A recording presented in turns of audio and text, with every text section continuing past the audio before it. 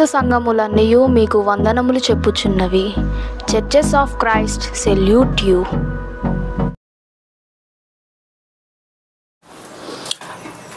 సరే, అందరికీ వందనాలు. దేవుడు సురక్షితంగా ఈ ప్రాంతానికి మమ్మల్ని నడిపించిన దేవాది దేవునికి, ఈ వినాయకపురం సంఘముతో కలిసి వాక్యాన్ని పంచుకోవటానికి దేవుడిచ్చిన అవకాశాన్ని బట్టి, సమయాన్ని బట్టి కూడా దేవునికి కృతజ్ఞతాస్తుతులు చెల్లిస్తున్నాను. ఈరోజు ఒక మంచి అంశాన్ని మీతో పంచుకోవాలని ఆశ కలిగి ఉన్నాను. అంశం ఏంటంటే, ఇవాళ పుట్టినరోజు సందర్భంగా మరి ఇంతమంది రావటం, బంధుమిత్రులతో, స్నేహితులతో, సంఘంతో కలిసి వాక్యం వినటానికి ఆసక్తి చూపటం చాలా సంతోషకరమైన విషయం. మరి ఇవాళ అమృత పుట్టినరోజు, అంతేనా? పాప పేరు అమృత. ఓకే. మరి తల్లిదండ్రుల పేరు అక్కమ్మ ముత్యాలరావు. Okay, right. ఈ అక్కమ్మ ముత్యాలరావు గర్భఫలము ద్వారా దేవుడు అమృతను వారికి ఇచ్చినట్టుగా వారు ఈరోజు పుట్టినరోజు సందర్భంగా ఇంత గొప్ప సహవాస కూడిక ఏర్పాటు చేసి మరి దేవుణ్ణి మహిమపరచడానికి, దేవునికి కృతజ్ఞతలు తెలియజేయడానికి వారు ప్రయత్నం చేస్తున్నారు. కాబట్టి మనం కూడా దేవుడు గర్భఫలాన్ని ఎలా ఇస్తున్నాడో పరిశుద్ధ గ్రంథంలో నుండి, మనకు తెలియదు కదా మన పుట్టుక. మీ పుట్టుక మీకు తెలుసా? తెలియదు కదా. మరి నువ్వు ఈ లోకానికి వచ్చావంటే ఎలా వచ్చావో వాక్య రూపంలో చూడాలి. చాలామంది ఏంటంటే, డెలివరీ అయింది మా భార్య, నాకు బాబు పుట్టాడు, పాప పుట్టాడు అని చాలా సంతోషంగా 21వ రోజని, 6 నెలలని, ఇంకా చక్కగా పుట్టినరోజులని చేసుకుంటూ ఉంటారు.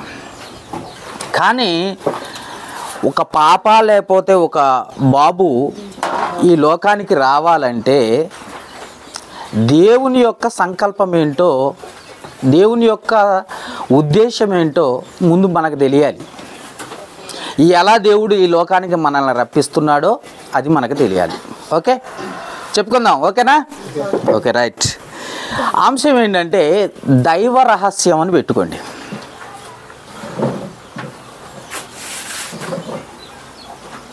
దేవుడు అండములో పిండాన్ని ఎలా ఏర్పాటు చేస్తున్నాడు అన్న అంశం పెట్టుకున్నా పర్వాలేదు. దేవుడు అండములో పిండాన్ని ఎలా ఏర్పాటు చేస్తున్నాడు అని పెట్టుకున్నా పర్వాలేదు, దైవ రహస్యం అని చెప్పుకున్నా పర్వాలేదు. ఒక మనిషిని దేవుడు ఎలా చేస్తున్నాడో ఈరోజు పూర్తి వివరణ మీకు తెలియజేస్తాను. Okay, right. దేవుడు ఈ భూమి మీద మనుషుల్ని ఎలా సృష్టిస్తున్నాడు, ఎలా నిర్మిస్తున్నాడు అన్నది మనం ఒకసారి ఆలోచించగలిగితే, చాలా చిన్నగానే చెప్తాను, చాలా టైం అయిపోయింది కాబట్టి కొంచెమే చెప్తాను. ఇరువురిని, వధువుని వరుణ్ణి దేవుడు ఏకం చేస్తాడట. వివాహం ద్వారా ఇరువురిని ఏకం చేస్తాడట. వివాహం అంటే అర్థం కూడా తెలుసుగా, ఏంటది? పెళ్ళి అని చెప్పకండి, నాకు తెలుసు మీ సంగతి, అందుకనే పెళ్ళి అనకండి. విడివిడిగా ఉన్నవారిని వాక్యము ద్వారా హత్తుకునేటట్లుగా ముడివేయటాన్ని వివాహం అంటారు. ఎంత ఉందో వాక్యంలో. మీరు పెళ్ళి, మ్యారేజ్, సింపుల్గా. కాబట్టి గుర్తుపెట్టుకోండి, ఎక్కడైతే వరుడు ఒక చోట, వధువు ఒక చోట వేరువేరుగా ఉన్నారు, వేరుగా ఉన్న వారిని దేవుడు ఏం చేస్తున్నాడంటే జత చేస్తాడు. జత చేయటం అంటే వివాహం ద్వారా జత చేస్తున్నాడు అని అర్థం. అందుకే ఎవరైతే పెళ్లి చేసుకుంటున్నారో వారిని మనుషులు వేరుపరచకూడదు అని అంటుంది బైబిల్లో. చూస్తారా మీరు? ఆ వాక్యం కూడా చూడండి, మీకు అవసరం. ఎందుకంటే ఈ మధ్య కాలంలో విడాకులు ఎక్కువైతున్నాయి. అందుకని ఇది కూడా మీకు చూపించాలి. మత్తయి సువార్త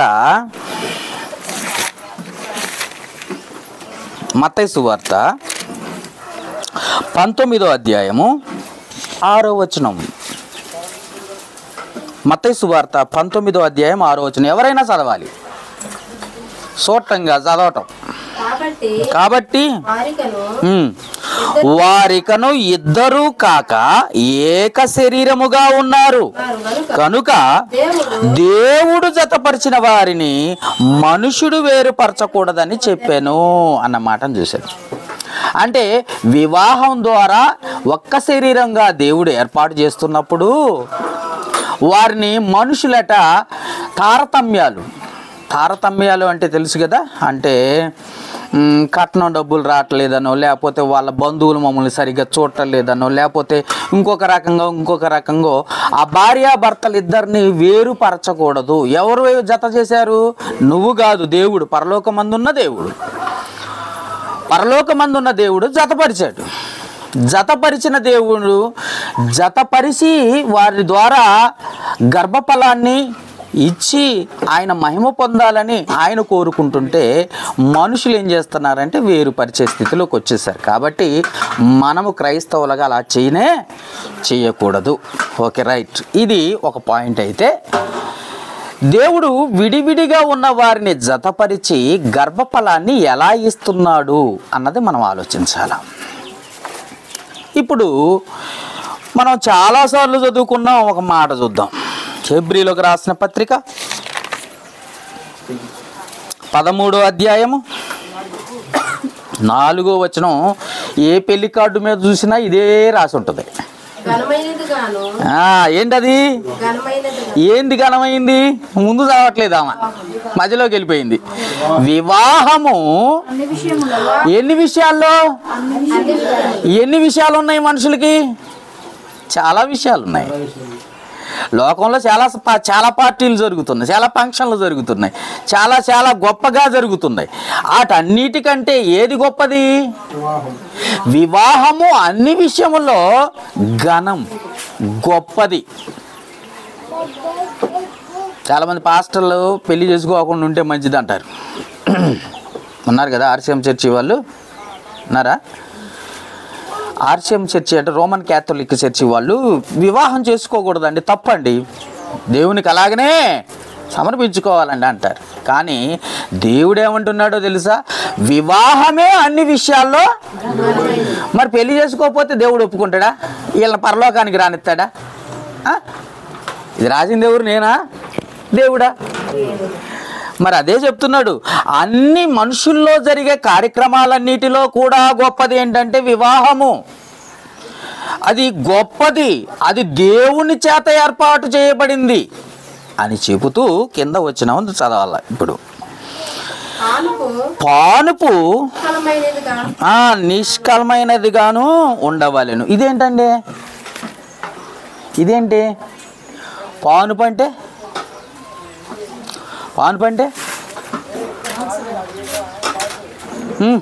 బెడ్, మంచం.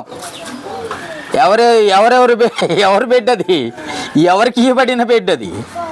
భార్యాభర్తలను ఇద్దరిని గదిలోకి తోలి ఒక బెడ్ వేసి, పూలు వేసి, పండ్లు పెట్టి చేస్తారండి.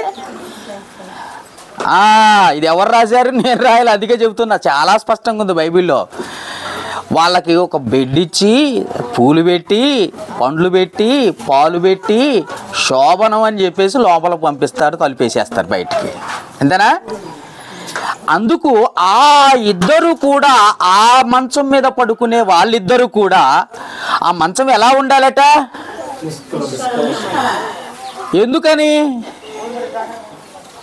ఎందుకనంటే ఇప్పుడున్న ప్రజెంట్ జనరేషన్లో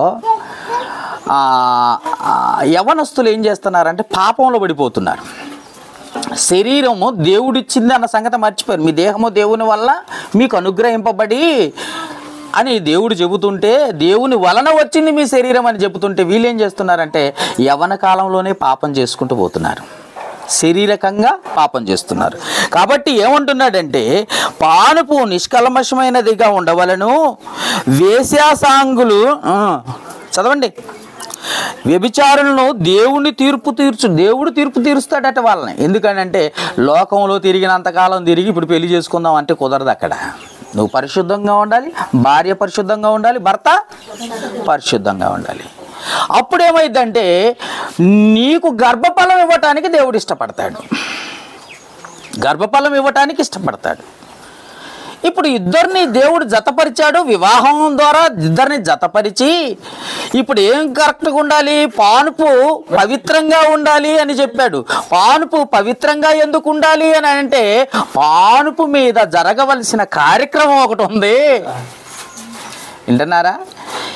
పానుపు మీద జరగవలసిన కార్యక్రమం ఒకటి ఉంది, దాని ద్వారా నేను గర్భఫలాన్ని ఇస్తాను నీకు అంటున్నాడు. ఇప్పుడు అమృత పుట్టడానికి కారణం ఏంటంటే ఇగో ఇలా జరిగిందట. వాళ్ళు వివాహం పెద్దలు ఏం చేశారో వాళ్ళ తల్లిదండ్రులు వీళ్ళ తల్లిదండ్రులు వివాహం చేశారు, శోభనం అన్నారు, గదిలో పంపించారు. ఇక్కడ జరిగే సిచ్యువేషన్ అంతా ఆలోచిస్తూ ఉంటే ఏం జరుగుతుందంటే గర్భఫలం రావాలి. గర్భఫలం ఎవరు ఇవ్వాలి? దేవుడు ఇవ్వాలంటే నువ్వు ఎలా ఉండాలి? పరిశుద్ధంగా ఉండాలి, నీ పానుపు కల్మషము లేనిదిగా పవిత్రంగా ఉండాలి అని కోరుకుంటున్నాడు. సరే, వీళ్ళిద్దరు భార్యాభర్తలు శోభనం గదిలో ఏకమయ్యారు. అమ్మా, మ్యారేజ్ అయింది కదా అందరికీ. కాబట్టి ఇద్దరు కలిసి దేవుడు ఏర్పాటు చొప్పున, దేవుని సంకల్పము చొప్పున ఇద్దరిని జతపరిచి ఇద్దరిని ఏకం చేసి ఇద్దరు ఏకమయ్యారట. ఇద్దరు ఏకమైన తర్వాత గర్భఫలం ఎట్టిచ్చాడు దేవుడు అని ప్రశ్న వచ్చింది. రాదండి? వచ్చింది. వస్తే మరి గర్భఫలాన్ని ఎవరు ఇవ్వాలి? దేవుడు ఇవ్వాలని కోరుకున్నాం. మళ్ళీ చదువుదామండి ఒకసారి కీర్తనల గ్రంథము. బైబిల్ తీయాలి, అందరూ తీయాలి. కీర్తనల గ్రంథము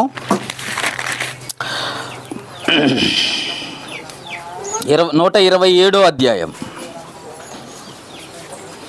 127వ అధ్యాయం 3వ వచనం చదవండి. కుమారులు యెహోవా అనుగ్రహించు స్వాస్థ్యము, ఎవరిచ్చు బహుమానము? దేవుడిచ్చు బహుమానం. దేవుడు గర్భఫలాన్ని ఇస్తున్నాడట. ఎప్పుడు ఇస్తున్నావు ప్రభువా? నాకు తెలియకుండా ఏమైనా సీక్రెట్గా ఇస్తున్నావా? ఇదేమన్నా సీక్రెటా అంటే సీక్రెటే, దైవ రహస్యం ఇది. అందుకే ఆ అంశం ఏం చెప్పామో తెలుసా? దైవ రహస్యం. మనుషులకు అర్థం కాదు, అంతో ఇంతో చదివిన వాళ్ళకు కూడా పూర్తిగా అర్థం కాదు. బాగా చదువుకొని బైబిల్ మీద, లోకం మీద, మన శరీరం మీద ఆలోచన కలిగి ఉన్న వారికి ఇది అర్థమవుతుంది. గర్భఫలము యెహోవా ఇచ్చు బహుమానము అని అంటే గర్భఫలాన్ని ఎప్పుడు ఇచ్చాడో బైబిల్లో చెప్తుంది. చూద్దాం ఇప్పుడు 2వ వచనం, 127వ కీర్తన 2వ వచనం చదువుదాం.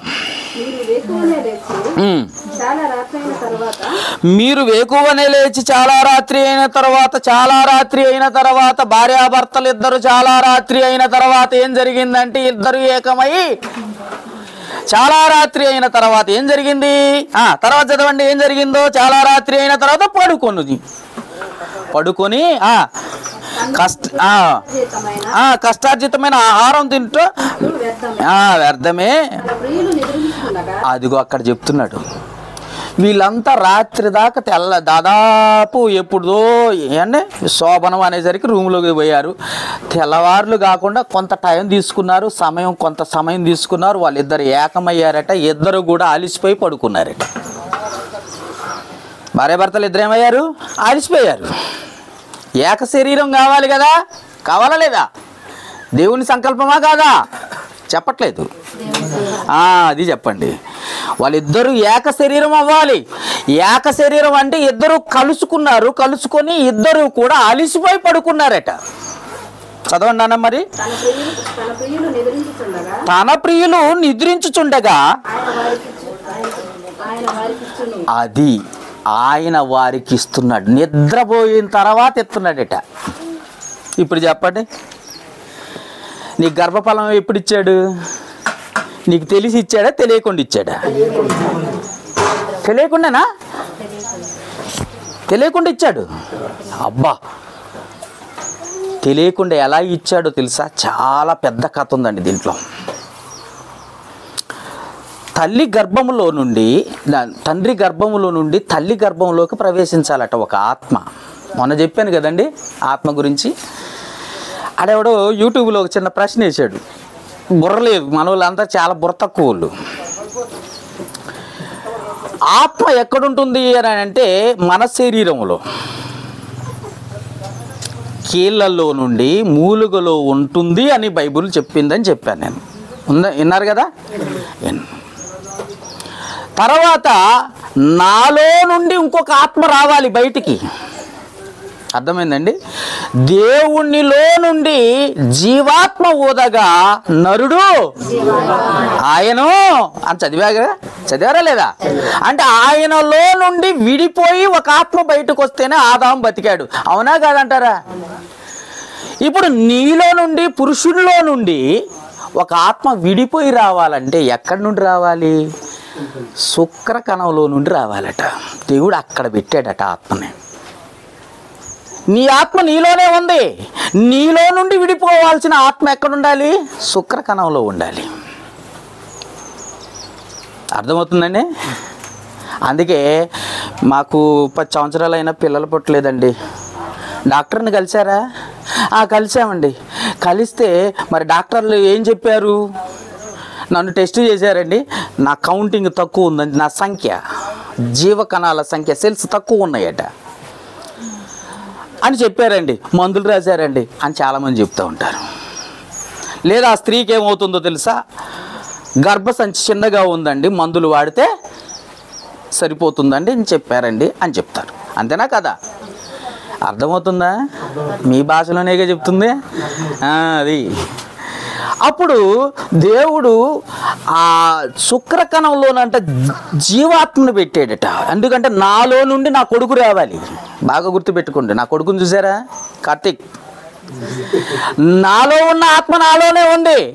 నాలో నుండి దేవుడు ఏర్పాటు చేసుకోవాలి కదా, గర్భఫలాన్ని ఇవ్వాలి కదా. గర్భఫలాన్ని ఇవ్వాలంటే నాలో నుండి అతని ఆత్మ నాలో ఎక్కడ పెట్టావు ప్రభు అని అంటే శుక్రకణంలో పెట్టాను అన్నాడు. ఆ శుక్రకణము తల్లి అండంలోకి వెళ్ళిపోద్దంటాడు. తల్లి అండంలోకి వెళ్ళినప్పుడు జరిగే పెద్ద ఒక మహాయుద్ధం జరుగుద్దట. అది ఎవరికి తెలియదండి. మనం ఏమనుకుంటున్నామంటే చాలా సింపుల్ అనుకుంటున్నాం. ఒక యుద్ధం జరుగుద్దట. ఒక్కసారి భర్త ఏకమైతే ఇందాక మా వాళ్ళని అడిగాను కౌంటింగ్ ఏంటి అసలు పరిస్థితి ఏంటంటే గూగుల్ చూపిస్తుంది కొన్ని. కానీ ఒకప్పుడు సంఖ్య ఇప్పుడు సంఖ్య మారుతూ వస్తుందన్నమాట. అసలు ఒక్కసారి భార్యతో కలిస్తే 4 కోట్ల నుండి దాదాపు 300 కోట్లకు పైన సెల్స్ ఉంటాయట, జీవకణాలు ఉంటాయట, మనుషులు ఉంటారట. తెలుసా మీకు? అందుట్లో నువ్వు ఒక్కడివే. నీతో పాటు ఎంతమంది ఉన్నారో తెలుసా? ఆ రోజు తల్లి అండంలోకి పోవాల్సిన వారు దాదాపు కోట్ల మంది ఉన్నారు. ఒక్కడివి కాదు, నువ్వు ఒక్కడివి తల్లి అండంలోకి వెళ్ళిపోవాలంటే అది దేవుని చిత్తమై ఉండాలి. దేవుడు నిన్ను ఏర్పాటు చేసుకుంటే తప్ప నువ్వు బ్రతికి బయటపడలే. దేవుడు నిన్ను ఏర్పాటు చేసుకుంటే తప్ప నువ్వు బ్రతికి బయటకు వచ్చావు. దేవుని చిత్తంలో లేకపోతే నువ్వు ఆ రోజే రాలిపోయేవాడివి. యోబు గారు ఏమన్నాడో తెలుసా? నేను తల్లి గర్భంలో పిండముగా రాలిపోయినట్లయితే మంచిది అన్నాడు. పిండంగా రాలిపోవటమే మంచిది అంటున్నాడు. ఎందుకంటే ఈ భూమి మీద ఉన్న పాపాన్ని చూడటం కంటే అలాగ రాలిపోయిన వాళ్ళు చాలామంది ఉన్నారు. తల్లి గర్భంలో చనిపోయిన వాళ్ళు లేరండి? ఉన్నారా లేరా? నాకు ఆన్సర్ టు నేను ప్రశ్న వేస్తే జవాబు చెప్పాలి, లేకపోతే నేనే ఎక్కడికో వెళ్ళిపోతాను. మరి మీరు కూడా ఎక్కడికో వెళ్ళిపోతారు. అందుకే మనం ఇక్కడే ఉండి డిస్కస్ చేయాలి. ఒక తల్లి అండంలోకి పోవాలంటే దాదాపు 300 కోట్ల మందికి పైన ఉన్నారట. ఇది సైన్స్ చెబుతున్నది. 300 కోట్ల మంది ఉన్నారా అంటే అవును. ఒక పోలీసు ఉద్యోగానికి పరుగు పందానికి ఎన్ని వేల మంది ఉన్నారో తెలుసా? చాలా మంది ఉన్నారు. ఎస్ఐ గారు ఏం చేశాడంటే అక్కడ ఉన్న ఒక అధికారి గన్ను తీసుకొని 1 2 3 అని గన్ను కాల్చాడు. కాల్చటమే ఏం జరిగిందో తెలుసా? పరుగు తీయాలి. 100 మీటర్లో లేకపోతే 200 మీటర్లో లేకపోతే 300 మీటర్లో పరుగు తీయాలి. ఆ పరుగులో ఎవరు ముందుంటే వాళ్ళకే బహుమానం, లేకపోతే లేదు. చిన్నగా నడుస్తానంటే నువ్వు చిన్నగానే వెళ్ళిపోతావు ఇంటికి. ఉద్యోగం వస్తుందా? రాదు. అప్పుడు ఏం చేయాలి? ఉద్యోగం రావాలి అని అంటే, నువ్వు దాంట్లో పాస్ కావాలి అంటే పరుగు తీయాలి, అందరికంటే ముందు ఉండాలి అనే ప్రయత్నం చేయాలి, పట్టుదల ఉండాలి. కానీ ఇక్కడ ఎంతమంది ఉన్నారో తెలుసా? పోలీసు ఉద్యోగానికే వేల సంఖ్యలో ఉంటారు. మరి ఇక్కడ తల్లి గర్భంలోకి వెళ్ళి బ్రతకటం కొరకు, లేకపోతే పుట్టి బయటకు రావటం కొరకు ఎన్ని కోట్ల మంది ఉన్నారో తెలుసా? ఇన్ని కోట్ల మందిలో నువ్వు ఎక్కడున్నావు? ఎక్కడున్నావో నీకు తెలుసా? తెలియదు. అందుకే అబ్రహామునంట 15వ అధ్యాయం ఆదికాండం తీశారా? సంఖ్య చెప్తున్నాడు చూడండి. ఆదికాండము తీయండి నాన్న, చూద్దురు కానీ బైబిల్ 15వ అధ్యాయము 5వ వచనం చదవండి. అబ్రహాముని బయటికి పిలిచి ఏమంటున్నాడు? మరియు ఆయన వెలుపలకి అతన్ని తీసుకొని వచ్చి, నీవు ఎక్కడికి? ఆకాశం వైపు తేరి చూడు.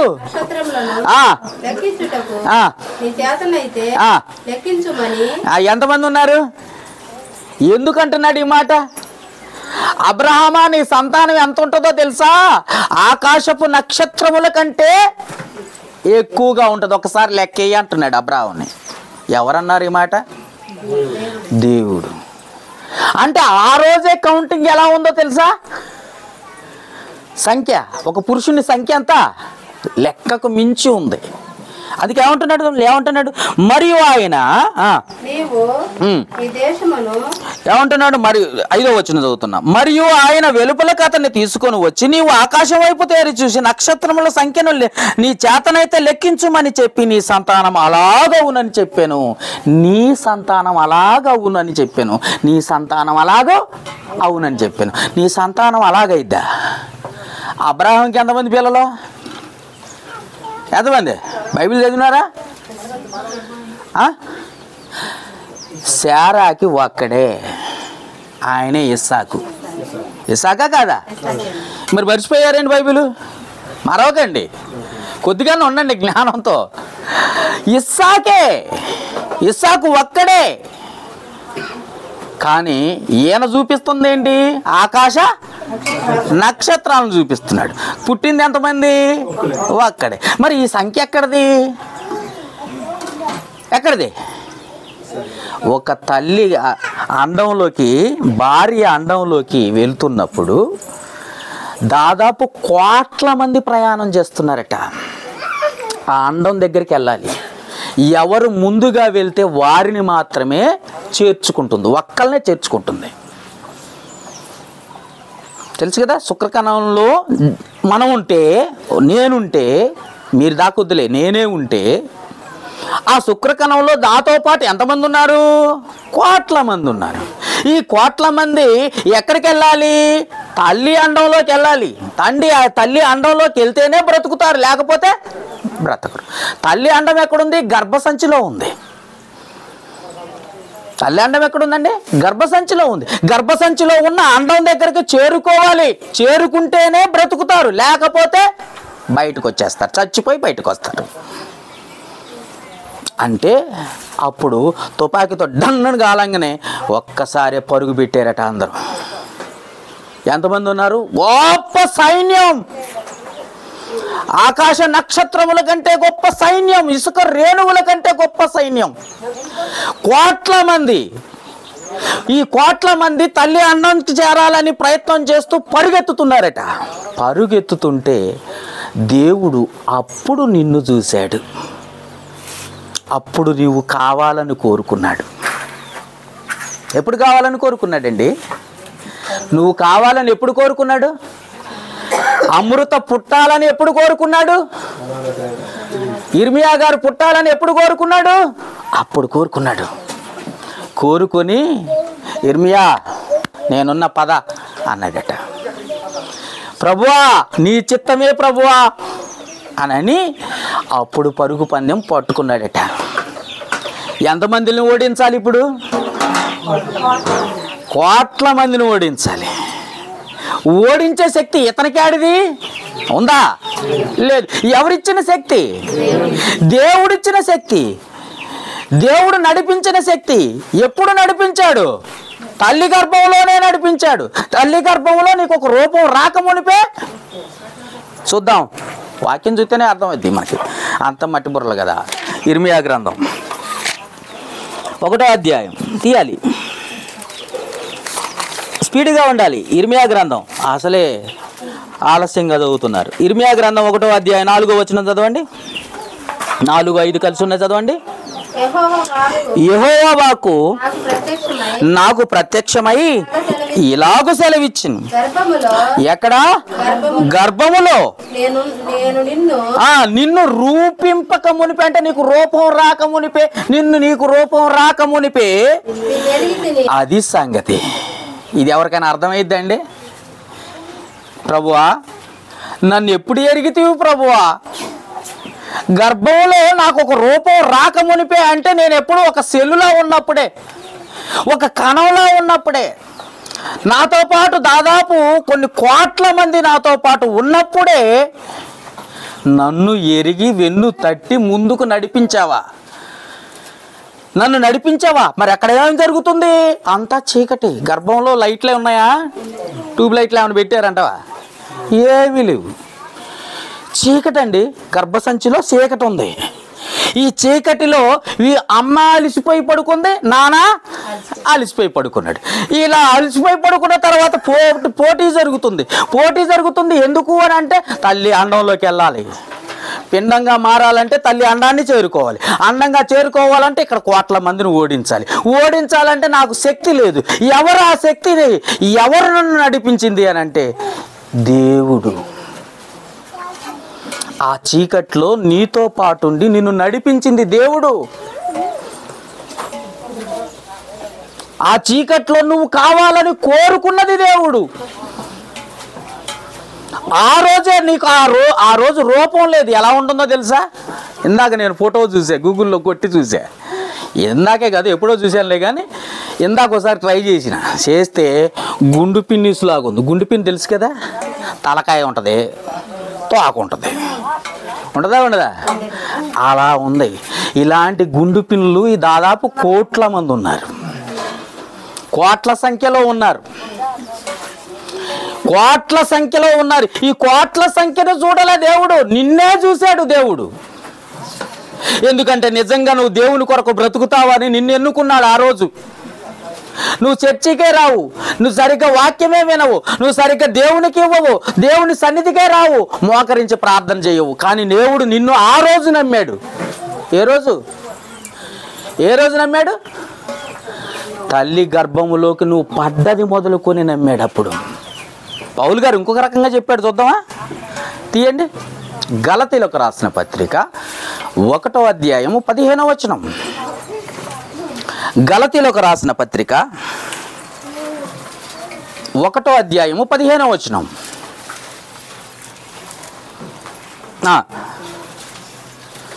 గలతీలకు రాసిన పత్రిక 1వ అధ్యాయము 15వ వచనం. తల్లి గర్భంలో పడ్డది మొదలుకొని అంటున్నాడు. చూసారా? ఇందాక రన్నింగ్ రేస్లో ఉన్నావు. ఇందాక ఎలా ఉన్నావో తెలుసా? రన్నింగ్ రేస్లో ఉన్నావు. రన్నింగ్ రేస్లో నుండి నేను నడిపిస్తూ ఎక్కడికి తీసుకెళ్ళాడు తెలుసా? అండంలోకి తీసుకెళ్ళాడు. ఆ అండంలో వదిలిపెట్టాడు. ఇదిగో అక్కడ పడ్డది మొదలుకొని అంటున్నాడు పౌలు గారు. ఆ రోజు నీ రూపం ఏంటో తెలియదు, నువ్వు ఎర్రగా ఉంటావో తెలియదు, నువ్వు నల్లగా ఉంటావో తెలియదు, పొట్టిగా ఉంటావో తెలియదు, పొడుగ్గా ఉంటావో తెలియదు. తెలుసా అండి ఎవరికైనా? నువ్వు ఎలా ఉన్నా సరే ఆయన నిన్ను నమ్మాడు. నువ్వు ఎలా ఉన్నా సరే నువ్వు ఆయన కొరకు బ్రతుకుతావని నిన్ను నమ్మాడు. కానీ నువ్వేం చేస్తున్నావో తెలుసా? ఆ నమ్మకాన్ని ఒమ్ము చేస్తున్నావు. చదవండి అన్న మాట ఈ ఇర్మియా గ్రంథం 1వ అధ్యాయం 4వ వచనం నుండి. యెహోవా వాక్కు నాకు ఇలాగు ప్రత్యక్షమై ఇలాగు సెలవిచ్చెను, గర్భములో నేను నిన్ను రూపింపక మునిపే నిన్ను ఎరిగి తిని, నీవు గర్భము నుండి బయలుపడక మునిపే నిన్ను ప్రతిష్ఠించి తిని అన్నాడు. గర్భములో నీకు రూపం రాకముందే నీ కొరకు ఎంతో నమ్మకం కలిగి ఉన్నాడట దేవుడు. నువ్వు ఈరోజు దేవుణ్ణి నమ్మి చర్చికి వస్తున్నావు. దేవుడు నీ మీద ఆశ పెట్టుకున్నాడు. నువ్వు తన బిడ్డగా తన కొరకు ఎంత కష్టమైనా పడతావని. అందుకే నీకు ఇచ్చిన గర్భఫలం ఎందుకు అనుకుంటున్నావు? తన కొరకు నువ్వు జీవిస్తావని. అమృతను దేవుడు ఎందుకు ఇచ్చాడు? తన మహిమ కొరకు, తన మహిమ కొరకు నిలబడుతుందని. పాస్టర్ గారు భలే చెబుతున్నారండి. మా నాన్న పిచ్చి తాగుబోతూ, వాళ్ళ నాన్న ఇంకా పెద్ద తాగుబోతూ, వీళ్ళిద్దరు చర్చికి రమ్మంటే నన్ను పిచ్చి తిట్లు తిట్టేవాళ్ళు. కాబట్టి వాళ్ళని ఎందుకు పుట్టించాడు? వాళ్ళని చంపేయొచ్చుగా అని ప్రశ్న వేస్తారు. ఎందుకంటే మాకు యూట్యూబ్లో చాలామంది ఉన్నారు అలాంటి వాళ్ళు. అని అడిగితే, నేను యవ్వన కాలమందు చచ్చిపోతే నా కుమారుడు ఈ భూమి మీదకి రాడు. అర్థమవుతుందా? అతను నమ్మకపోవచ్చు, అతనికి పుట్టే కుమారుడు దేవునికి ఇష్టడై ఉండొచ్చు, లేదా 4వ తరం వాడు దేవునికి ఇష్టడై ఉండొచ్చు. ఎందుకంటే దేవుడు భవిష్యత్తును చూస్తాడు. నిన్ను చూడ్డావు, నువ్వు తాగుబోతువే నాకు తెలుసు, కానీ నీ గర్భఫలం నుండి ఇంకొకడు, ఆ గర్భఫలము నుండి మరొకడు, అదిగో 4వ తరములో పుట్టేవాడు నా కోసం బ్రతుకుతాడు. అందుకే నిన్ను బ్రతికించాడు రా నాయన. లేకపోతే నిన్ను ఏం చేయాలా? లేపేయచ్చు. కానీ నీకంటే ముందు పుట్టేవాడు, నీ తరం తర్వాత తరం పుట్టేవాడు, వాడు నా కోసం బ్రతుకుతాడు. నన్ను నమ్మి నా కోసం తన కష్టార్జితాన్ని ఇస్తాడు. దేవుని పని అంటే ముందుంటాడు. అందుకే నిన్ను బ్రతికించాల్సి వచ్చింది, నీ కొరకు మీ నాన్న బ్రతికించాల్సి వచ్చింది. లేదా నీవు అప్పుడే నా చేతిలో రాలిపోయేవాడివే అని చెప్తాడు. ఎందుకో తెలుసా? దేవుని కోసం బ్రతకవలసిన మనము దేవుని కోసం బ్రతకలేని స్థితి. ఎప్పుడు? తల్లి గర్భములో నీకు అవకాశాన్ని ఇచ్చి ఆయన చిత్త ప్రకారం నువ్వు బ్రతుకుతావని దేవుడు నీకు అవకాశాన్ని ఇస్తే, ఈరోజు నువ్వు చర్చికి వచ్చి ఎప్పుడు ఎన్నుకున్నాడు? నువ్వు ఎప్పుడు వచ్చావు చర్చికి? ఎప్పుడు వచ్చావు నువ్వు? ఎప్పటి నుండి నమ్ముకున్నావు చర్చిని, దేవుణ్ణి? ఎప్పటి నుండి ఎదురు చూస్తున్నాడు? ఎప్పటి నుండి నీ కొరకు ఆలోచిస్తున్నాడు? నువ్వు తన బిడ్డగా తన కొరకు బ్రతుకుతావని ఎప్పటి నుండో, అసలు తల్లి గర్భంలో అసలు నీకు రూపం రాకముందు నుండి ఎదురు చూస్తూ ఉంటే, ఈరోజు కూడా సరైన విశ్వాసం లేని వాళ్ళు చాలామంది అండి. సరైన ప్రార్థన జీవితం లేదు వాళ్ళకి. దేవుని కొరకు కాదు, లోకం కొరకు బ్రతుకుతారు. లోకమా దేవుడు అంటే 2 పడవల మీద కాలేసి మునిగిపోవడానికి సిద్ధంగా ఉంటారు వాళ్ళు. లోకం కోసమే ఇష్టం, లోకం అంటేనే ఇష్టం. ప్రార్థన అంటే కష్టం. నాకు పని ఉంది, పొలం పని ఉంది, అక్కడ పని ఉంది, ఇక్కడ పని ఉంది అంటావు. కానీ దేవుని పని ఉంది. దేవుడు నన్ను పుట్టించాడు, మనుషులు కాదు. గర్భఫలము యెహోవా ఇచ్చు బహుమానం ఎందుకు ఇచ్చాడు? ఆయన మహిమ నిమిత్తం. యెషయా గ్రంథం 43వ అధ్యాయం చదువుదాం. యెషయా గ్రంథము తీసారా? 43వ అధ్యాయం 7వ వచనం. యెషయా గ్రంథం 43వ అధ్యాయం 7వ వచనం. నా మహిమ నిమిత్తము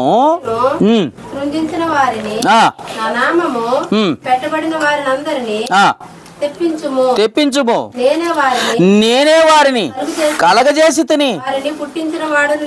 అది సంగతి అండి. ఎవరి మహిమ నిమిత్తం పుట్టావో తెలుసా? పోనీ తన కోసం నిన్ను నిర్మించుకుంటే, తన కోసం 2 చేతులు 2 కాళ్ళు ఇస్తే, పాపం కోసం పరిగెత్తుతుంటే యాక్సిడెంట్లు అయ్యి చేతులు పోతున్నాయి, కాళ్ళు పోతున్నాయి, ప్రాణాలు కూడా పోతున్నాయి. ఎవరి కోసం చేతులు కాళ్ళు? నీకు ఇచ్చిన చేతులు కాళ్ళు ఎవరి కోసం? నీకోసం కదా. అసలు నీయేనా ఇవి? ఆయనే. ఎవరి అండి అయ్యే? ఎప్పుడన్నా అన్నవాట నా చెయ్యి, నా కాలు, నా తల అంటున్నావు. అంటలేదా? అసలు నీకాడి నువ్వేమన్నా తయారు చేసుకుని పెట్టుకున్నావా అంటే? నువ్వు తయారు చేసుకొని నాయండి నేను కొనుక్కొని పెట్టుకున్నా అంటే బాగుంటుంది. లేదా ఈ కళ్ళు నాయండి, ఈ తల నాదండి, నేనే కొనుక్కున్నా, ఎక్కడ అసిరాపేట సంతలో కొనుక్కున్నా, తలకాయకి తగిలించుకున్నా, తలకాయ మెడ మీద తలకాయ లేదంటున్నారు అందరూ, అందుకే తలకాయ ఒకటి కొనుక్కొని తగిలించుకున్నా అని చెప్పు. అసలు నీ ప్రమేయమే లేకుండా నువ్వు పుట్టావు. అది దేవుని సంకల్పం వల్ల పుట్టావు. ఇందాక చెప్పాను, ఇద్దరు విడివిడిగా ఉన్న వారిని జత చేసింది దేవుడే, వారిని పాన్పు నిష్కల్మషంగా చేసింది దేవుడే, పవిత్రంగా చేసింది దేవుడే. ఆ పవిత్రమైన పానుపు మీద నువ్వు అలసిపోయి నిద్రపోతుంటే నీకు గర్భఫలాన్ని ఇచ్చింది దేవుడే. ఎప్పుడు ఇచ్చాడో కూడా నీకు తెలియదు. ఎప్పుడు నువ్వు గర్భంతో ఉన్నావని అంటే డాక్టర్ దగ్గరకు పోయి చెకప్ చేయించుకున్నప్పుడు, లేకపోతే నీకు నెలసరి రానప్పుడు నేను నెల తప్పాను అంటావు. అంతేనండి? ఇంత క్లియర్గా చెప్పింది దేవుడు. నీకు ఎప్పుడు తెలిసింది? నెల తర్వాత తెలిసింది. అసలు దేవుడు ఎప్పుడు వేసాడు నీ గర్భఫలంలో, నీ గర్భసంచిలో ఆ ఆత్మని? నీకే తెలియదు. నువ్వేం చేస్తున్నావు ఆ టైంలో? అలసిపోయి నిద్రపోతున్నావు. నిద్రపోతున్న నీ గర్భసంచిలో నుండి దేవుడు ఒక అద్భుతమైన ఒక మనిషిని సృష్టించాలని కోరుకున్నాడు. దేవుని కోసం ఒక మంచి వ్యక్తిత్వం కలిగిన వాడిని, దేవుని కొరకు బ్రతికే వాడిని సృష్టించాలని ఆయన నిర్ణయించుకుని ఆయన సంకల్పము చొప్పున నీ గర్భఫలము తెరిసే ఆ కుమారుడిని అనుగ్రహిస్తే ఆ కుమారుడేమో లోకంలో తిరుగుతాడు, నువ్వేమో చర్చికి వచ్చి కూర్చుంటావు. ఎంత దుర్మార్గం అండి! పిల్లలు ఏడుంటారు? బయట తిరుగుతూ ఉంటారు. తల్లిదండ్రులు ఏడుంటారు? లోపల ఉంటారు. ఇంకొంత వెరైటీగా ఉంటుంది. పిల్లలేమో లోకంలో తిరుగుతుంటారు, తండ్రులేడా లోకంలో తిరుగుతూ ఉంటారు, తల్లులేడా చర్చిలోకి వచ్చి కూర్చుంటారు. మరి వాళ్ళిద్దరు చర్చి పరలోకానికి రావాలా వద్దా? వాళ్ళకి మాకు సంబంధం లేదు. వాళ్ళు నా మాట వినరండి. వాళ్ళు పోతే పోయారా?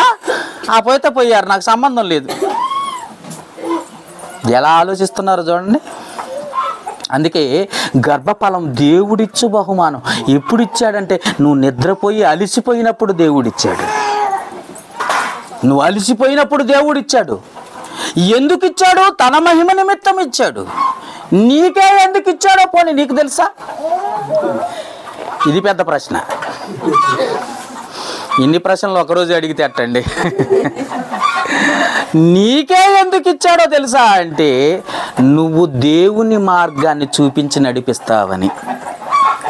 ఇది ఎవరు చదువుతారు? అప్పుడప్పుడు పాస్టర్ గారులు పిల్లలకి పుట్టినరోజులో లేకపోతే ఇంకొకటో చేసేటప్పుడు చదువుతూ ఉంటారు. ఎక్కడుంది అది?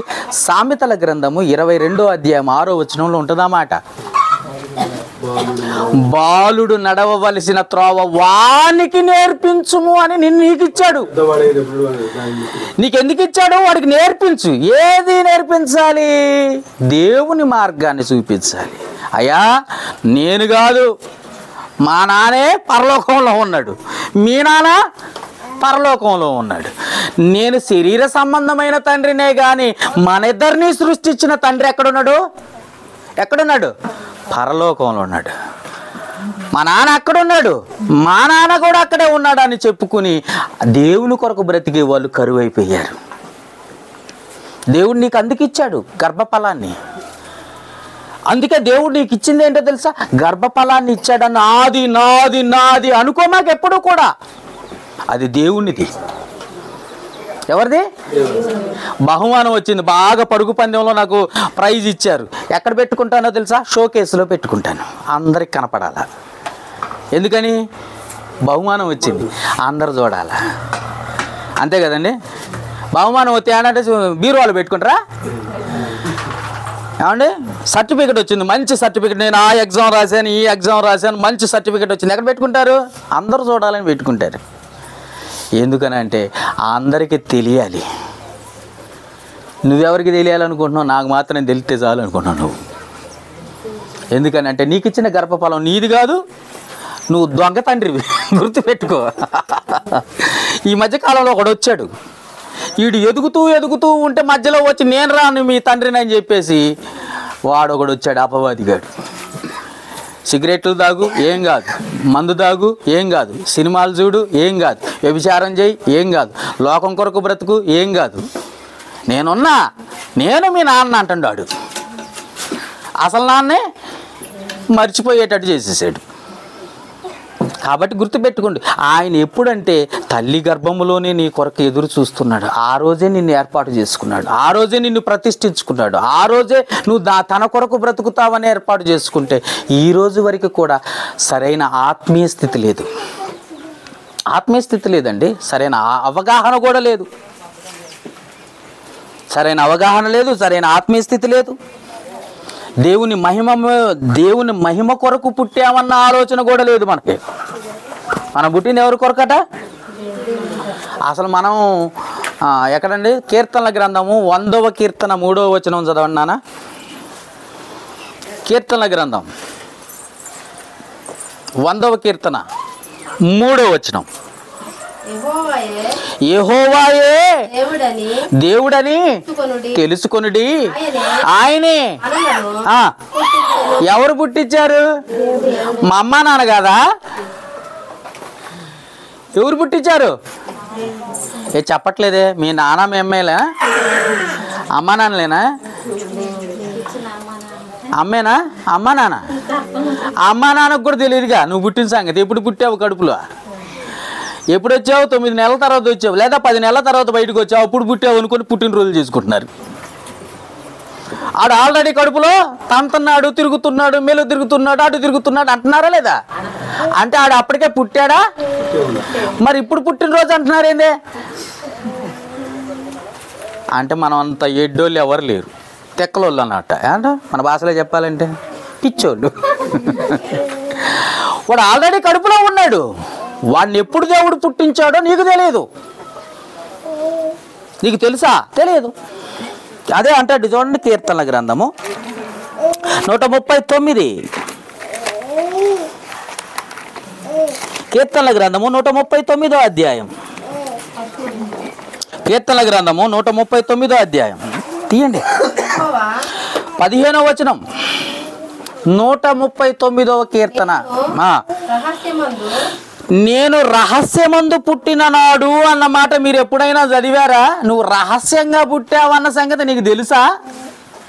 అది రహస్యం అయితే నీకెట్ట తెలిసింది? అర్థమైందా?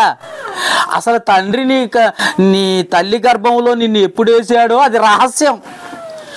ఎప్పుడు వెన్ను తట్టి ముందుకు నడిపించాడో అది రహస్యం. ఇన్ని కోట్ల మందిని వెనక్కి నెట్టి వీళ్ళందరినీ చంపేసి నీవే కావాలని తండ్రి ఎప్పుడు కోరుకున్నాడో అది రహస్యం. రహస్యంగా నిన్ను పుట్టిస్తే పుట్టినరోజు ఎప్పుడు అంటున్నావు నువ్వు? ఎప్పుడు?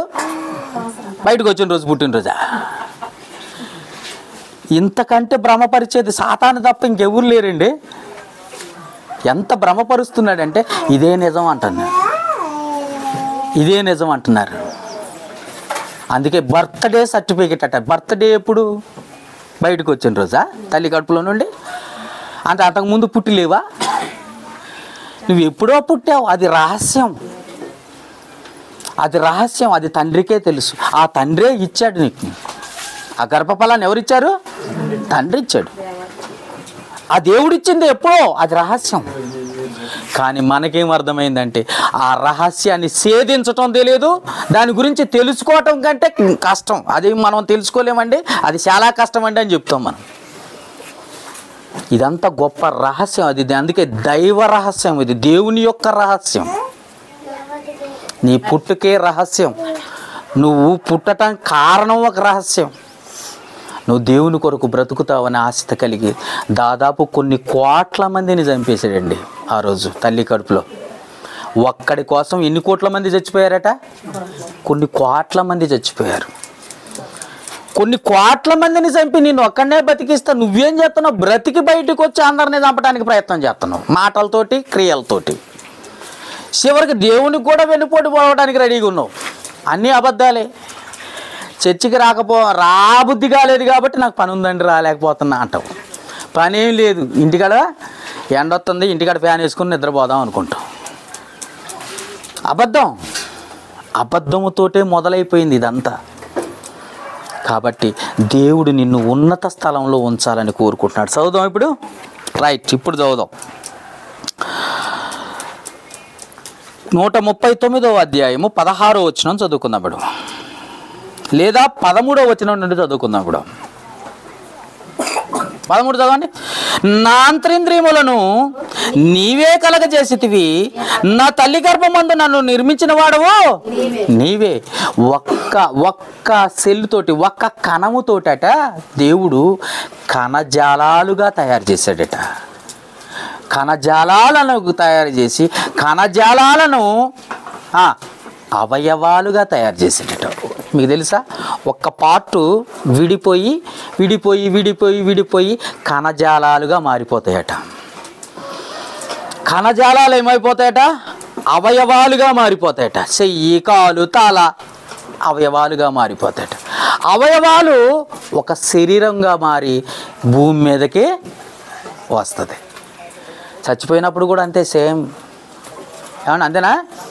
అంతేనా? మీకు తెలుసా లేదా? అంతా తెలిసినట్టు ఊపుతున్నారు, నిజమా కాదా? ముందుగా ఏం చేస్తుంది? శరీర భాగాలు విడిపోయినట్టుగా ఉంటుంది. విడిపోయిన తర్వాత కణజాలాలుగా విడిపోతాయి, కణజాలాలు కణాలుగా విడిపోతాయి, కణాలుగా విడిపోయి భూమిలో కలిసిపోతాయి. చచ్చిపోయిన వాడిని ఒక 10 సంవత్సరాల తర్వాత తవ్వి చూస్తే అక్కడ ఏమీ ఎముకలు కూడా కనపడవు. కనపడతాయా? ఏమైపోయినాయి? మట్టి అయిపోయినాయి. ఎట్ట మట్టి అయిపోయినాయి? ఎట్టయిపోయినాయి? అదే నేను చెప్తుంది, దేవుడు చెప్తున్న సైన్స్. నీ తల్లి కడుపులో నువ్వు ఎలా పుట్టావో భూమి మీద కూడా అట్లానే విడిపోవాలి. తల్లి కడుపులో ఒక కణంగా బయలుదేరావు, కొన్ని కోట్ల మందిని చంపేసి ఒక్కడిగా నిన్ను నిలవబెట్టుకున్నాడు. ఒక కణం ఏమైందో తెలుసా? అండంలో చేరిపోయి ఆ కణజాలాలుగా కొన్ని కణాలుగా విడిపోయాయట. ఈ కొన్ని కణాలన్నీ ఏమయ్యాయంటే మళ్ళీ ఏర్పాటు చేయబడ్డట్టుగా దాదాపు ఒక అవయవాలుగా ఒక్కొక్క అవయవంగా తయారైందంట. ఒక్కొక్క అవయవం ఏమైందో తెలుసా? శరీరంగా తయారైంది, అతుకుతుంది. శరీరం ఉందో అతుక్కున్న ఆ శరీరం 9 నెలల తర్వాత బయటకు వస్తుంది. ఇంత గొప్ప ప్లాన్ అండి, దైవరహస్యం అండి ఇది, దేవుని యొక్క సంకల్పం. అందుకే ఏమంటున్నాడు? 16వ వచనం చదువుదాం. నేను పిండమునై ఉండగా నీ కన్నులు నన్ను చూసెను, నియమింపబడిన దినముల్లో ఒకటైనను కాకమునిపే నా దినములన్నీ నీ గ్రంథములో లిఖితములాయను. ఇప్పుడు కింద వచనం చదవాలి ఇప్పుడు, అందుకోసం చదివిచ్చా. దేవా, నీ తలంపులు నాకెంతో ప్రియమైనవి, వాటి మొత్తం ఎంత గొప్పది. వాటిని లెక్కించదని అనుకుంటున్నా, అవి ఇసుక కంటే లెక్కకు ఎక్కువై ఉన్నవి. చూసారా, మన గురించి ఆయన తలంపులు ఎంతో గొప్పగా ఆలోచించాడంటే, ఎంత గొప్పగా ఆలోచించాడంటే శరీర సంబంధమైన తల్లిదండ్రులు కూడా ఆలోచించనంత గొప్పగా ఆలోచించాడట. మన గురించి అంత గొప్పగా ఆలోచించాడంటే, అవును మరి నువ్వు ఆయన బిడ్డగా బ్రతుకుతావని, నువ్వు ఆయన కొరకు బ్రతుకుతావని, అవసరం వచ్చినప్పుడు లేకపోతే ఆపద వచ్చినప్పుడు చర్చికి వచ్చి పరిగెత్తుకుంటూ బైబిల్ పట్టుకొని చర్చికి వస్తావని కాదు, ఎప్పుడు దేవునితో ఉంటావని, దేవుని కుమారుడిగా కుమార్తెగా నువ్వు బ్రతుకుతావని ఆయన చేతులతో నిర్మించుకున్న దేహం ఇది. ఆయనిచ్చిన ఆత్మ, ఆయనిచ్చిన ప్రాణం, ఆయనిచ్చినదే సమస్తం. కానీ నీ అనే ఎప్పుడైతే అనుకుంటున్నావో అప్పుడు నువ్వు భ్రమలో ఉన్నట్టు. నీ కావవి, నీ దేహం నీది కాదు. చెప్పాను కదా, కొరింథీయులకు రాసిన మొదటి పత్రిక 12వ అధ్యాయం 18వ వచనంలో, కొరింథీయులకు రాసిన మొదటి పత్రిక 12వ అధ్యాయం 18వ వచనంలో దేవుడు, చదవండి నాన్న, దేవుడు అవయములో ప్రతి అవయవాలంటే తెలుసా? అవయవాలు ఉన్నోళ్ళు ఉన్నారండి ఇక్కడ, ఉన్నారా? ఎంతమందికి ఉన్నాయి అవయవాలు? అందరికి ఉన్నాయా? Very good. అట్టయితే అవయవాల్లో ప్రతిదానిని తన చిత్త ప్రకారం ఉంచెను. ఎక్కడ? శరీరంలో. ఆయన ఇష్టమై నీకు చేతులు కాళ్ళు ఇచ్చి, ఆయన ఇష్టమై నీకు అన్నీ ఇస్తే, ఈరోజు ఆ కళ్ళతోటే సినిమాలు చూస్తావు, అన్నీ చూస్తావు, ఆ చేతులతోటే ఊపుకుంటూ తిడతా ఉంటారు జనాలను. మామూలుగా కాదు. ఆ కాళ్ళతో పాపం కొరకు పరిగెత్తుతూ ఉంటారు. ఆ తలకాయలో ఉన్న మెదడుతో ఏం చేస్తారు? పలు రకాల ఆలోచనలు. ఇవన్నీ ఎక్కడి నుండి వస్తున్నాయి తెలుసా? లోకం నుండి వస్తున్నాయి. కానీ దేవుడు నిన్ను స్పష్టంగానే ఎన్నుకున్నాడు, ఖచ్చితంగానే నిర్మించుకున్నాడు. ఆయన ఆత్మను నీకు ఇచ్చాడు, ఆయన నుండి నువ్వు వచ్చావు, ఆయన చేతులతో నిన్ను నిర్మించుకున్నాడు. కానీ ఈ రోజు వరకు కూడా దేవుని కొరకు బ్రతుకుతున్నావా? ఒక్కసారి ఆలోచించుకో. దేవుడు నిన్ను నిర్మించుకున్నాడు. తల్లి గర్భంలో నీకు రూపము రాకమునిపే నిన్ను ఎరిగి ఆ తల్లి గర్భంలోకి నిన్ను మాత్రమే ఎన్నుకున్నాడు. నిన్ను మాత్రమే. చాలామంది ఉన్నారండి, చాలామంది ఉన్నారు. కోట్ల మంది ఉన్నారని చెప్పాను కదా. కోట్ల మంది ఉన్నారు. ఇసుక రేణువుల కంటే విస్తారంగా ఉన్నారు, ఆకాశపు నక్షత్రముల కంటే విస్తారంగా ఉన్నారు. వాళ్ళందరి మధ్య పరుగు పందెంలో నిన్ను మాత్రమే ఎన్నుకోవడానికి కారణం నిన్ను నమ్మాడు కాబట్టి. నువ్వు దేవుని కొరకు బ్రతుకుతావని ఆలోచనతో నిన్ను ఏర్పాటు చేసుకున్నాడు. ఆ రోజు ఏర్పాట్లు లేకపోతే, ఆ ఏర్పాట్లో నువ్వు లేకపోతే ఆ రోజే చచ్చిపోయేవాడివి. అవునా కదా? ఆ రోజు దేవుని ఏర్పాట్లో, దేవుని చిత్తంలో నువ్వు లేకపోతే ఈరోజు నువ్వు బ్రతికి ఉండేవాడివి కాదు. ఆ రోజే చచ్చిపోయేవాడు. కానీ ఈ రోజు వరకు బ్రతికించింది ఎవరు అనుకుంటున్నావు మరి? ఎవరు బ్రతికిస్తున్నారు నిన్న? దేవుడు బ్రతికిస్తున్నాడు. బ్రతికించే దేవుని కోసం మరి ఎంతవరకు నమ్మకంగా బ్రతుకుతున్నావు ఒక్కసారి ఆలోచించు. ఇది అర్థం కావట్లేదండి చాలామందికి. ఎలా బ్రతుకుతున్నామో అర్థం కావట్లేదు, ఎలా వస్తున్నామో అర్థం కావట్లేదు. ఆయన ఎంత ఏర్పాటు, ఆయన చిత్తంలో భార్యాభర్తలు ఉన్నారా? ఉన్నారు. వారికి గర్భఫలం ఎప్పుడు ఇస్తున్నాడు? వాళ్ళు నిద్రించినప్పుడు ఇస్తున్నాడు. వాళ్ళకి ఎవరు కావాలి? ఆయన గర్భఫలం కావాలి. ఎవరికి? ఆయన మహిమ నిమిత్తం, ఆయన కొరకు, ఆయన సంతోషపరచడం కొరకు, ఆయన తండ్రి అని పిలిపించుకోవాలన్న ఆలోచన అండి. దేవుడు ఏమని పిలిపించుకోవాలి? ఆయనకు పిల్లలు కావాలట. పిల్లలు కావాలని కోరుకున్నాడట. ఎప్పుడు? జగత్తు పునాది వేయబడక మునిపే. అది చూసామని ఎఫెసీయులకు రాసిన పత్రిక 1వ అధ్యాయము 4 నుండి 6 వచనాలలో ఏముంటుంది? ఎట్లనగా, ఎఫెసీయులకు రాసిన పత్రిక 1వ అధ్యాయము 4 నుండి 6 వచనాలు. ఎట్లనగా తన ప్రియునియందు మనకు అనుగ్రహించిన తన కృపా మహిమకు కీర్తి కలుగునట్లు తన చిత్త ప్రకారమైన దయా సంకల్పము చొప్పున యేసుక్రీస్తు ద్వారా ఏం కావాలంటే మనము కుమారులు కుమార్తె, ఆయన బిడ్డలు కావాలి. ఆయన నాన్న అనిపించుకోవాలి అనుకుంటున్నా. ఏ తండ్రి అయినా అదే కోరుకుంటారు కదండి. నాకు పిల్లలు లేరండి, పక్కింటి వాళ్ళని చూస్తే, వాళ్ళ పిల్లల్ని చూస్తే నాకు కూడా పిల్లలు ఉంటే బాగుండు అనిపిస్తూ ఉంటుంది. అంతే కదా? లేనోళ్ళు ఏమనుకుంటారు? అంతేనా? నాకు కూడా పిల్లలు ఉంటే బాగుండు అనిపిస్తుంది. తండ్రి కూడా అలాగనే అనుకున్నాడట. నాకు పిల్లలుంటే బాగుండు అనిపించింది. అది భూమి మీద నన్ను మహిమపరచాలనుకున్నాడట. అది దైవ సంకల్పం. తన కుమారులుగాను చదవండి, నిర్ణయించుకొని మనల్ని తన ఎదుట పరిశుద్ధులుగాను నిర్దోషులముగాను ఉండవాలని. ఎప్పుడట? జగత్తుత్పత్తి అంటే భూమికి, సృష్టికి పునాది వేయబడక మునిపే ప్రేమ చేత ఎంత గొప్పగా ఉందండి ప్లాను. ఈ ప్లాన్లో మీరున్నారా? ఉన్నారా లేరా? ఏమన్నా ఉన్నారా? ఎప్పుడు? ఏ ప్లాను? ఇది చెప్పండి నాకు. మీరు పుట్టాలని ఎప్పుడు ప్లాన్లో ఉన్నారు తెలుసా? అసలు సృష్టిని సృజించక ముందే ఆయనకు పిల్లలు కావాలని కోరుకున్నాడు. నువ్వు కావాలని కోరుకున్నాడు. తల్లి గర్భంలో కూడా నువ్వు కావాలని కోరుకున్నాడు. నిన్ను ఏర్పాటు చేసుకున్నాడు. నిన్ను ఏర్పాటు చేసుకున్న దేవుని కొరకు నువ్వు ఇప్పటివరకు ఎలా బ్రతుకుతున్నావో ఒకసారి ఆలోచించలేదండి, పరీక్షించుకోవాలి లెక్క. దేవుని కోసం నేను ఎలా బ్రతుకుతున్నాను? దేవుడే నాకు గర్భఫలాన్ని ఇచ్చాడు, నన్ను ఇచ్చాడు, ఈ లోకానికి నన్ను నడిపించాడు, బ్రతికించాడు. మరి నన్ను బ్రతికించిన వాడు నాకు గర్భఫలాన్ని ఇచ్చాడు. మరి నేను ఎంతవరకు నమ్మకంగా బ్రతుకుతున్నాను? నేను ఎంతవరకు దేవునికి నమ్మకంగా పనిచేస్తున్నాను? నేను ఎంతవరకు దేవుని పైన ఆధారపడుతున్నాను? అయ్యో, నాకు ముక్కు మొహం లేనప్పుడే, నాకు ఒక రూపం లేనప్పుడే, నాకు ఏమీ లేనప్పుడే నన్ను గుర్తెరిగి తిని అన్న మాటను చూస్తున్నాం మనం ఇర్మియా గ్రంథంలో. అసలు నాకు ఒక రూపం ఏమీ లేనప్పుడే నన్ను గుర్తెరిగిన దేవుని కోసం ఈరోజు ఎంతవరకు నమ్మకంగా బ్రతుకుతున్నారో ఒక్కసారి ఆలోచించండి. గర్భఫలం అంటే ఆషామాషి కాదు. చాలామంది పిల్లలు లేక ఇబ్బంది పడుతున్నారు. గర్భఫలం ఎవరికి ఇస్తాడో తెలుసా? ఆయనకి ఇష్టమైన వారికి ఇస్తాడు. ఆయనకి ఇష్టలైన వారికి గర్భఫలం ఇస్తాడు. ఆ ఇష్టమైన వారిలో నువ్వు ఉన్నావా? అయితే నీకు గర్భఫలం ఇచ్చాడా? అయితే నిన్ను కూడా ఇచ్చాడు కదా నీ తల్లిదండ్రులకి. కాబట్టి నువ్వు నా కుమారుడు, నా పిల్లలు, నా పిల్లలు, నా పిల్లలు కాదు, మనము దేవుని ఎప్పుడన్నా అంటారట? అనరు. నా కుమారుడు ఏమన్నా, నా కొడుకు. ఎవరికైనా చెప్పేటప్పుడు ఏమంటావు? నా కొడుకు, నా కూతురు. ఎవరికి చెప్పాలనేది? నాకు యెహోవా వలన ఏమన్నదా? ఒక అవ్వ ఏమన్నదో చెబుతూ అవ్వ మాట పావులు అవుతుంది అండి. 4వ అధ్యాయం ఆదికాండం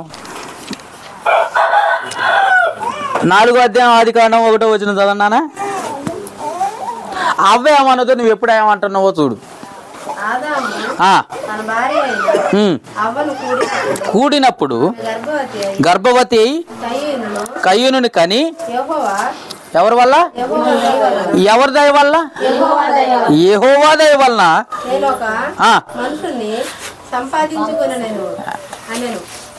ఎవరిని సంపాదించుకుందంట? మనుషుని సంపాదించుకున్నాను. ఎవరి దయ వలన? యెహోవా దయ వలన. నువ్వేమంటావు? నా భర్త దయ వలన. నా భర్త దయ వలన, నా వలన. పాపం యాకోబు గారు అదే కోపం వచ్చి రాయేలు గారిని ఏమన్నాడు తెలుసా? నేను దేవునికి ప్రతిగా ఉన్నానని గర్భఫలాన్ని ఇవ్వటానికి అన్నాడు. సీరియస్గా, నేనేమన్నా దేవునికి ప్రతిగా ఉన్నానా గర్భఫలాన్ని ఇవ్వటానికి? అసలు గర్భఫలం ఎవరు ఇచ్చు బహుమానం? దేవుడు ఇచ్చు బహుమానం. దేవుడిచ్చాడు నాకు కుమారుడిని, దేవుడిచ్చాడు. ఈ కుమారుడు నా కుమారుడిగా కంటే దేవుని కుమారుడిగా పెంచమని ఇచ్చాడు. ఈ కుమారుణ్ణి, ఈ కుమార్తెని నా కుమారుడిగా, నా కుమార్తెగా పెంచడం కోసం కాదు, దేవునికి కుమారుడిగా, కుమార్తెగా పెంచడానికి ఇచ్చాడు. మరి అలాంటి దేవునికి కుమారుడిగా, కుమార్తెగా పెంచుతున్నావా? ఒక్కసారి ఆలోచించుకో. ఎంతసేపటికి నాది నాది నాది అనేది స్వార్థం. మనం దేవుడి కొనకు ఉన్నదే ప్రేమ. మరి దేవుని కోసం ఎంతమంది మరి ఇష్టలుగా పిల్లలు ఉన్నారు కదా? ఉన్నారా లేరా? ఏమన్నాడు? ప్రసంగి గ్రంథం 12వ అధ్యాయం 3వ వచనం అండి. ప్రసంగి గ్రంథము 12వ అధ్యాయము 3వ వచనము.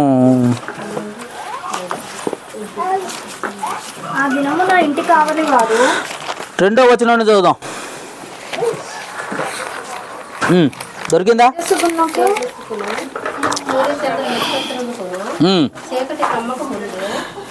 ఫస్ట్ నుండి చదువుతాను నేను, చూడండి. మీరు చూడండి. దుర్దినములు రాకముందే, అంటే దుర్దినములు ఉన్నాయి ఆ మనిషి జీవితంలో. ఏంటి ఆ దుర్దినములు? దుర్దినాలంటే కష్టాలంట. ఇంకెవరన్నా చెప్తారా? ఇంకొకటి దుర్దినాలంటే ఏంటంటే కష్టాలేనాక? దుర్దినాలు చర్చికి రాకపోవడం దుర్దినాలా? అందుకే కొద్దిగా ఆలోచించండి. మనిషికి దుర్దినాలు ఎప్పుడు వస్తాయంటే వృద్ధాప్యంలో వస్తాయి. వృద్ధాప్యంలో వస్తాయి. అవి చాలా కష్టమైన రోజులు. అది కష్టం అంటే. కష్టాలు వచ్చిపోతూ ఉంటాయి. ఈగావు. అసలు కష్టం ఎప్పుడు? ముసలోళం అయిన తర్వాత. అదే చెప్తున్నాడు. దుర్దినములు రాకముందే ఇప్పుడు వీటి యందు నాకు సంతోషమే లేదని నీవు చెప్పు. సంవత్సరములు రాకముందే అప్పుడు నువ్వేమిచ్చినా నాకెందుకురా నాయన అంటావు. వృద్ధాప్యంలో ఉండే ఏమంటావు? నాకెందుకులే, మీరు తీసుకోండి అయ్యా, నాకొద్దు అంటావు. అవన్నీ రాకముందే తేజస్సునకును సూర్యచంద్ర నక్షత్రములకును చీకటి కమ్మకముందే కళ్ళు పోతాయటప్పుడు. చీకటి, అవునా కదా?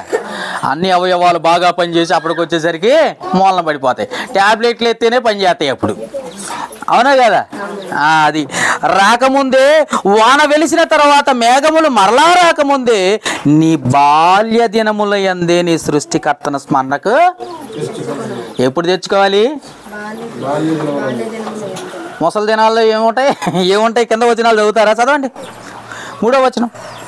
ఆ దినమున ఇంటికి కావలి వారు వణుకుదురు. ముసలోళ్ళు ఏం చేస్తారట? వణుకుతురు. బలిష్ఠులు వంగుదురు. వంగుతారా? వంగే వాళ్ళు ఉన్నారేడా? వంగుతారు వీళ్ళు కూడా. వంగుదురు. విసురువారు కొద్దిమంది ఒకటి చేత. విసురువారా? ఇదేంటండు? ఇసురాయి తెలుసా మీకు? ఎన్ని రాళ్ళు ఉంటాయి? కింద ఒకటి పైన ఒకటి ఉంటుంది కదా. ఒక కరపలు వేసి ఇలా విసురుతూ ఉంటారు. అవునా కదా? చూసారా? ఈ ఇసురాళ్ళు ఏంటంటే కింద దావడట, పై దావడట. అదే చెప్తున్నాడు చూడండి. విసుర్రాళ్ళు కొద్దిమంది ఉన్నారట. ఏంది? పళ్ళు ఊడిపోయినాయి. పళ్ళు ఊడిపోతాయా? కొద్దిమంది ఒకటి చేత. అమ్మాయికి జాలి ఈ మొక్కలు నవ్వలేము మనం. మాకు మొక్కలు వద్దు, పులుసు పోయింది అంటారు. అవునా కదా? చాలించుకుందరు. ఏది? కిటికీలా? రెప్పలండి కిటికీలు. ఈ కిటికీల్లో నుండి బయటకు చూస్తున్నారు. ఫోకస్ కళ్ళు తెరవంగానే కిటికీలు బయటకు వచ్చేసినాయి తీర్చి. అప్పుడేమైనాయి? మూసుకున్నాయి. కనపడుతున్నాయా? కనపడదు. తెరిచినప్పుడు కనపడుతున్నాయి. కిటికీలు ఏమంటున్నాడు? గుంట చూసేవారు కానలేకున్నారు. అప్పుడు కళ్ళు పోతాయి. తిరుగటి రాళ్ళు పటపటా నవిళ్ళు. బొక్కలని ఎముకల బాగా నవిళ్ళు. ఇప్పుడు తిరుగటి రాళ్ళు సౌండ్ వినపట్టలే. అప్పుడప్పుడు కోపం వచ్చినప్పుడు ఏమంటావు? పళ్ళు పటపటా కొరుకుతా. కొరికిన వాళ్ళు ఎవరు లేరా? కొరికారు.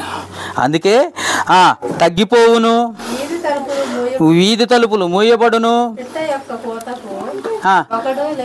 అసలు పెట్టెప్పుడు కూసిద్ది?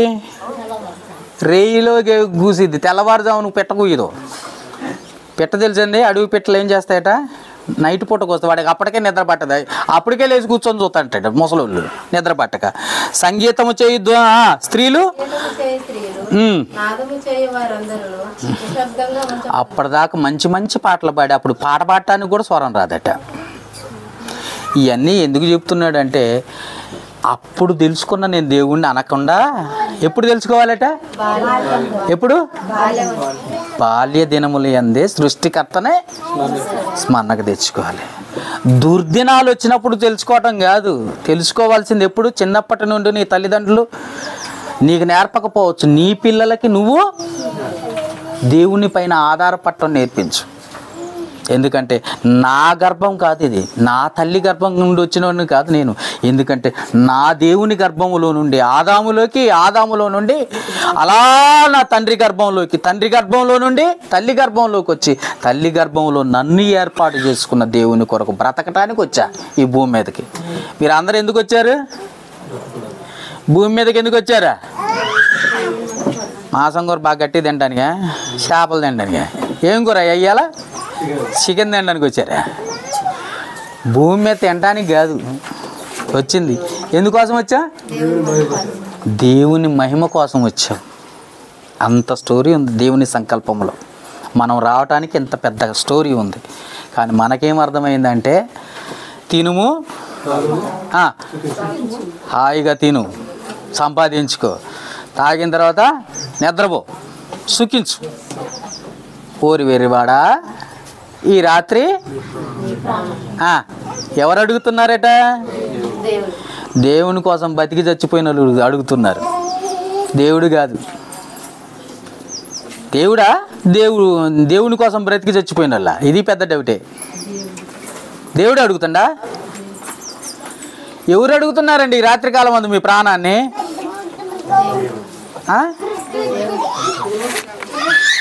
ఈ మాట చూసుకొని ముగించుకుందాం. చూద్దామా?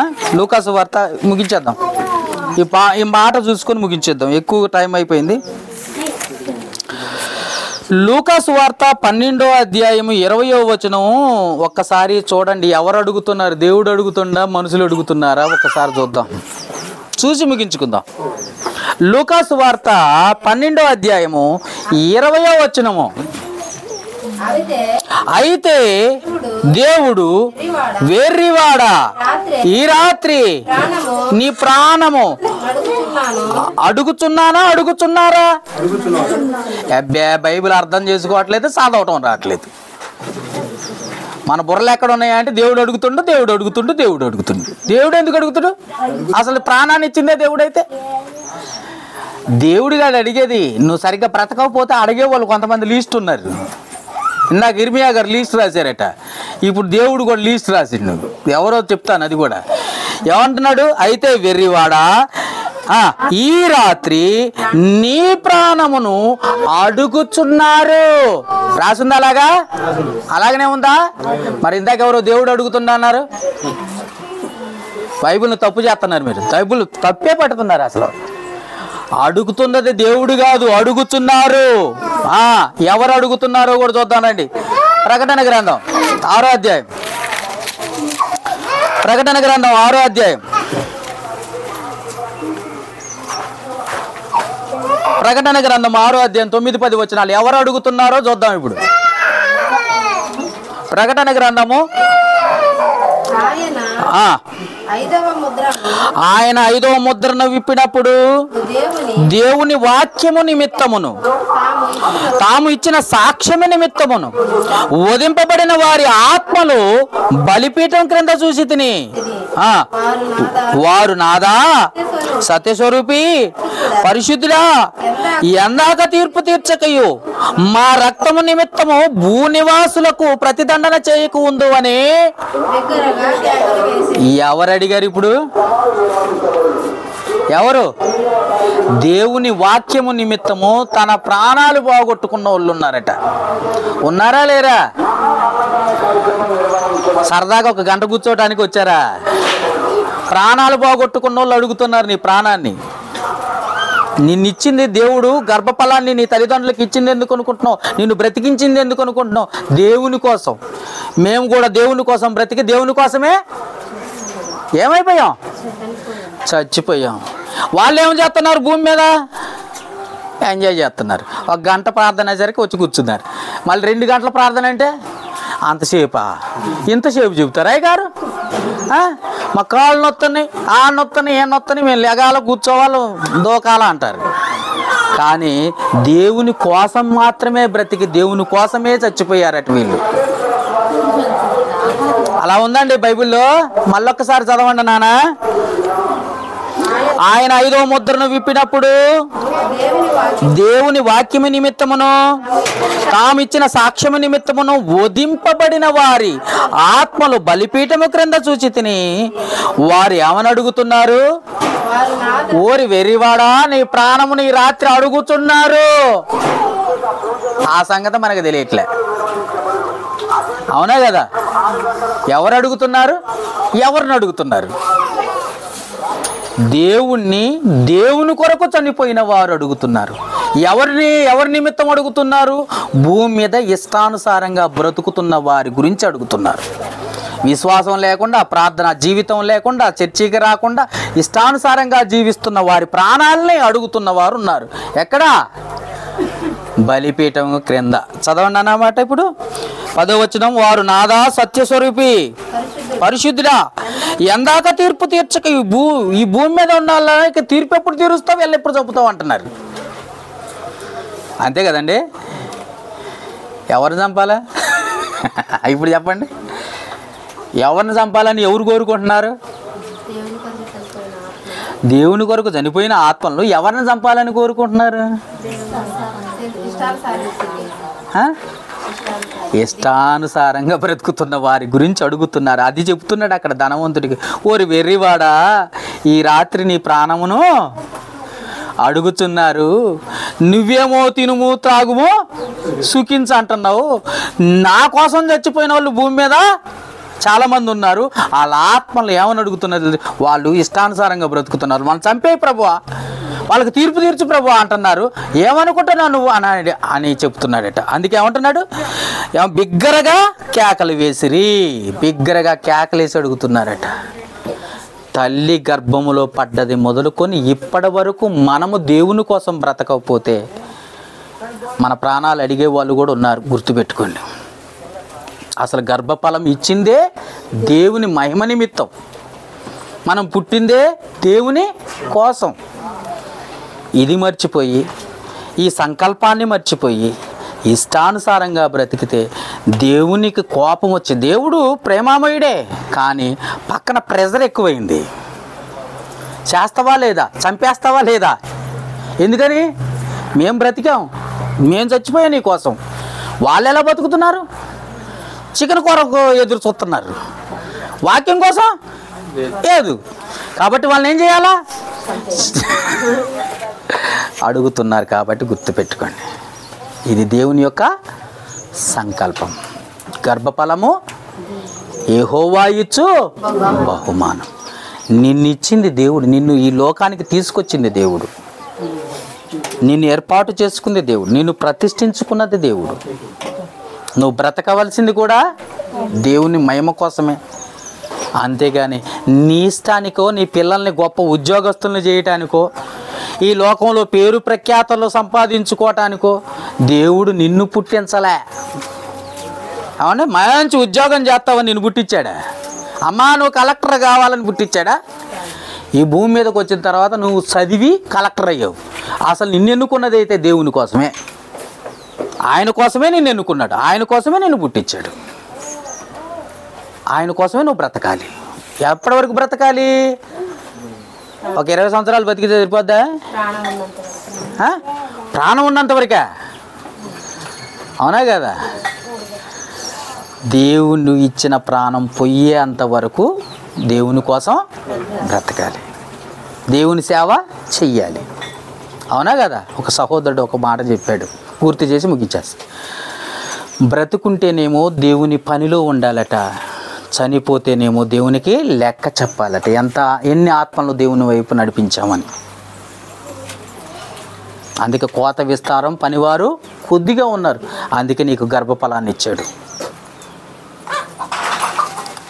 ఎలా ఇచ్చాడు? స్త్రీలునేమో పురుషులకు సహకారిగా ఉండటం కోసం, పురుషులేమో దేవుని పనిలో ఉండటం కోసం. ఆదాముకు సహకారిగా ఎవరు ఉన్నారు? అవ్వ ఉంటుంది. స్త్రీలు ఎందుకు ఇచ్చారు? పురుషులకు సహకారులుగా. దేవుని సేవకు పనిలోనే ఉండాలి, ఇంకెక్కడ ఏం పని లేదు నీకు, ఒక్కటే పని. భూమి మీదకి వచ్చిన తర్వాత ఏం పని? మనకున్నది ఒకటే పని. ఏం పని? పొలం పని కాదా? ఓ అమ్మో, దేవుని పనే. అందుకోసం వచ్చావా? అయితే ఓకే. మనం వచ్చిందే భూమి మీదకి ఒక్కటే పని ఉంది మనకు, ఒక్కటే సింగిల్ పని, దేవుని పని. కూర్చున్నా, లేచినా, పని చేసినా, ఏది చేసినా దేవుని కోసం బ్రతకటమే, దేవుని కోసం కష్టపడటమే, దేవుని కోసం శ్రమ పట్టమే, దేవుని కోసం అవసరమైతే మన కష్టార్జితాన్ని ఇవ్వటానికి సిద్ధపడేవారిగా ఉండాలి. ఇది దేవుడు కోరుకుంటున్నాడు. అర్థమైంది కదా? ఓకే, అర్థం కాలేదా? ఏం అర్థమైంది? నువ్వెందుకు వచ్చి, నువ్వు దేవుని పని కోసం వచ్చి, నువ్వెందుకు పుట్టావు? అది ఓకే. అందరికీ వందనాలు. కార్తీక్.